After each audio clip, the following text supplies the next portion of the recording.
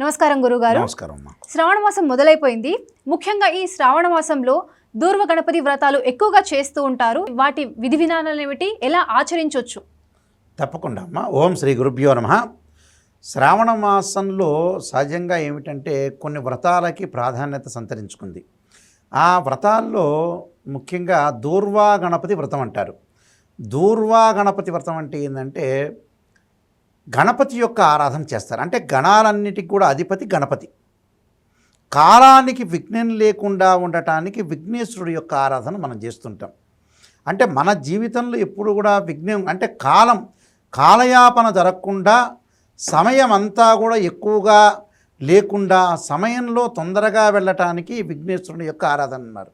అసలు వాస్తవంగా ఏమిటి అంటే విఘ్నేశ్వరుని ఆరాధన చేసే విషయంలో చాలా విషయాలు ఉన్నాయి. అసలు ఒక లైఫ్లో మనిషి ఏ భగవంతుడిని ఆరాధన చేయాలంటే గణపతిని ఆరాధన చేయమంటారు. ఎందుకంటే మన వాళ్ళు చాలామంది ఉంటారు, బద్ధకస్తులు, రకరకాల వ్యక్తులు ఉంటారు. జీవితం ఏదో 500 సంవత్సరాలు మనం బతుకుతామని అనుకుంటుంటారు.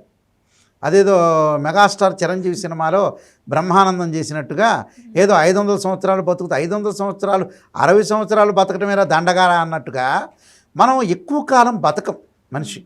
ఆ బతకలేకపోతున్నాం కాబట్టి ఉన్న కాలంలో టయాన్ని కాలయాపన వేస్ట్ చేసుకోకుండా తొందరగా పనులన్నీ కూడా చకచకా చేసుకోవటం చాలా ఇంపార్టెంట్ ఇక్కడ. అందువల్ల మనం గణపతి యొక్క ఆరాధన చేస్తాం. అంటే మన లైఫ్కి విఘ్నం కలగకూడదు. లైఫ్ లేదుగా, చదువుకునేటప్పటికల్లా 30 ఏళ్ళు అవుతుంది, ఇంకా చివరికి 30 ఏళ్ళు బతుకుతారు. పాత వాళ్ళలా కూడా లేదు ఇక్కడ. పాత రోజుల్లో ఏంటంటే ఎక్కువ కాలం బతికేవాళ్ళు, కొంచెం 80 సంవత్సరాలు 79 అలా. ఇప్పుడు 50 ఏళ్ళకే మనిషి ఉంటాడో లేదో తెలియదు. కాలానికి చాలామంది కూడా టైం వేస్ట్ చేస్తుంటారు ఎక్కడో ఉంది అని. అసలు వాటికి ప్రాధాన్యత ఇవ్వరు. అందువల్ల ప్రతి ఒక్క మనిషి గణపతిని ఆరాధన చేయాలి నిజం చెప్పాలంటే. అయితే విఘ్నేశ్వరుడికి ఏదైనా స్పెషాలిటీ ఉంటుందా అండి అభిషేకం చేయడంలో కానీ? ఉంటుందమ్మా. విఘ్నేశ్వరుడు అంటేనే విఘ్నం లేకుండా ఉండటానికి, అంటే కాలానికి విఘ్నం లేకుండా ఉండటానికి విఘ్నేశ్వరుడు యొక్క ఆరాధన చేస్తారు. దూర్వా గణపతి వ్రతము అంటే ఏంటంటే మనం గరికెతోటి అంటే దూర్వలతోటి గణపతిని ఆరాధన చేయటం. ఏమిటి ఈ గరిక అనేది? ఏమిటి? గణపతికి ప్రీతికరమైంది. గణపతికి చాలా ప్రీతికరమైన ఏమిటి అంటే గరిక, అంటే దూర్వలు అనేవి చాలా ప్రీతికరమైంది. రకరకాలు కొన్ని ప్రీతికరమైనవి ఉంటాయి గణపతికి. ఆ ప్రీతికరంలో దూర్వ అనేది ప్రీతికరమైంది. అంటే ఒక గరిక లాంటిది, ఒక గడ్డి లాంటిది. ఎందుకు ఆ రోజున నెక్స్ట్ మనకు శ్రావణ మాసం దాటిన తర్వాత మనకి వినాయకుడు సంబంధించిన పండుగలు వస్తాయి. భాద్రపద మాసంలో వినాయక చవితి వస్తుంటుంది. వినాయక చవితి ముందున మాసంలో గణపతిని గుర్తు చేసుకోవటానికి, అయ్యా ఎక్కడున్నారు, నేనున్నాను, గణపతి చెబుతున్నాడు అక్కడ, నేను వచ్చే నెలలో వస్తున్నాను చూడండి మీ ఇంటికి అన్నట్టుగా ముందుగా గణపతి గుర్తు చేస్తున్నాడు. మన వాళ్ళు ఇంట్లో విషయాలే మర్చిపోతుంటారు, పిల్లలకు పెళ్ళిళ్ళు చేయాలి అవి రకరకాలుగా. ఆ మర్చిపోతుంటే భగవంతుడిని కూడా మర్చిపోతారనే ఉద్దేశంతో గణపతిని గుర్తు చేస్తున్నాడు అక్కడ. గణపతి వస్తున్నా చూసుకో మీ ఇంటికి వచ్చేది నెలలోని. అలాగా దూర్వలతోటి గణపతిని వ్రతం చేయమంటారు.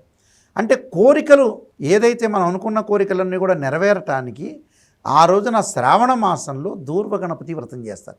అసలు ఏమిటి గణపతి శ్రావణ మాసంలో రావడానికి కారణం ఏంటని కూడా చాలామంది అడుగుతుంటారు.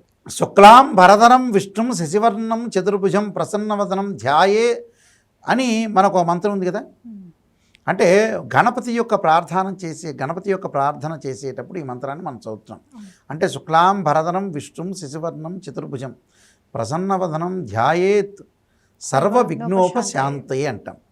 శుక్లాం భరధరం విష్ణు అంటాం. చూసారా, గణపతి మంత్రంలో విష్ణువు రావటానికి కారణం ఏంటి అంటే విష్ణువు విఘ్నేశ్వరుడు రూపంలో ఉంటాడు, విఘ్నేశ్వరుడు విష్ణు రూపంలో ఉంటాడని అర్థం.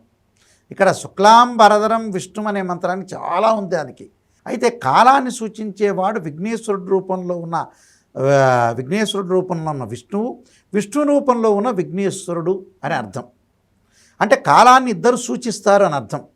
అంటే కాలాన్ని సూచించేవాడు ఎవరు? విఘ్నేశ్వరుడు. విఘ్నేశ్వరుడు ఎలా ఉంటాడు? విష్ణువు ఏమిటి? విష్ణువు యొక్క పాత్ర ఏంటి? స్థితిని, అంటే స్థితి అంటే కాలాన్ని నడిపించేవాడు. అంటే స్థితి అన్న కాలం అన్న రెండు ఒకటే అక్కడ. అందువల్ల శుక్లాం భరధరం విష్ణుం శశివర్ణం అన్నారు అక్కడ. అంటే విష్ణు రూపంలో ఉన్న వినాయకుడు, వినాయకుని రూపంలో ఉన్న విష్ణువు అని అర్థం. అప్పుడు విష్ణువు ఏం చేస్తా అంటే విఘ్నేశ్వరుడు రూపంలో వస్తాడు శ్రావణ మాసంలో. అందువల్ల దూర్వా గణపతి వ్రతాన్ని చేస్తారు ఇక్కడ. అంటే ఏదైతే ఆయనకి ఇష్టమైన గణపతికి ఇష్టమైంది దూర్వలు, శ్రావణ మాసం ఎవరికి ఇష్టం? విష్ణువుకి ఇష్టం. కాబట్టి విష్ణువు గణపతి రూపంలో వస్తాడు. గణపతి ఎందుకు వస్తున్నాడు అక్కడ? నేను వస్తున్నా వచ్చే నెలలో అని చెప్పటానికి ప్రతీక. మనం మర్చిపోతుంటాం కదా, అందులో భగవంతుడిని ఎప్పుడు కూడా మర్చిపోకుండా ఉండటానికి భగవంతుడు ప్రతి నెలలో ఒక్కొక్క రూపంలో వస్తాడని అర్థం. ప్రతి సంవత్సరం కూడా ప్రతి నెలలో కూడా పండగలు రావడానికి కూడా అదే కారణం. భగవంతు అంటే మనకు 5 యజ్ఞాలు ఉంటాయి, పంచయజ్ఞాలని.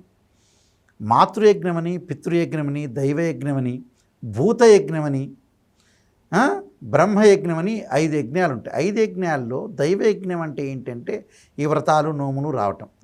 మాతృపితృల యొక్క యజ్ఞం అంటే ఏంటంటే వాళ్ళు చనిపోయినప్పుడు పిండ ప్రదానం చేయటం. బ్రహ్మయజ్ఞము అంటే ఏంటంటే అందరికి కూడా భోజనం పెట్టడం. భూతయజ్ఞము అంటే ఏమిటి అని అంటే మనం ఇంటి దగ్గర ముగ్గేస్తుంటాం బియ్య పిండితో, వచ్చి చీమలు తింటుంటాయి. ఆవుకు ఆహారం పెడతాం, కుక్కలకి ఏదో పెడతాం, దాన్ని భూతయజ్ఞం అంటారు. మనిషి మేలు చేయడం కనుక కుక్క మేలు చేస్తుందని అనుకుంటాం కదా, పిల్లి మేలు చేస్తుందని అనుకుంటాంగా, ఆ కుక్క కాలభైరవుడు అంటాం మనం. అందువల్ల ఇక్కడ విష్ణు రూపంలో ఉన్న గణపతి, ఆ దూర్వా గణపతి వ్రతాన్ని చక్కగా ఏ విధంగా చేస్తారు అని మనం చూసుకునేటట్లయితే చక్కగా ఒక పీట వేసి పద్మాకారంలో బియ్యపిండితోటి ముగ్గు వేసి తెల్లని వస్త్రాన్ని పరిచి ఒక కలశాన్ని పెట్టి దాని వెనక వినాయకుడు విష్ణువు రెండూ పెట్టాలి. విష్ణుమూర్తిని పెట్టాలి, వినాయకుడిని పెట్టాలి. పెట్టిన తర్వాత హరిద్ర గణపతి అంటారు, పసుపుతో చేసిన గణపతి పెట్టి సంకల్పం చెప్పుకోవాలి. సంకల్పం చెప్పుకొని కేశవనామాలు చెప్పుకొని సంకల్పం చెప్పుకొని గణపతి యొక్క ఆరాధన చేసి కలశాన్ని ఆరాధన చేసి ఇటు విష్ణువుని ఇటు గణపతిని ఆరాధన చేయాలి. గణపతికి ఏంటంటే దూర్వలు వేస్తూ ఆరాధన చేయాలి. గణపతి గకార అష్టోత్తరము, గణపతి అష్టోత్తరం, విష్ణు అష్టోత్తరం, గణపతి యొక్క ఆరాధన.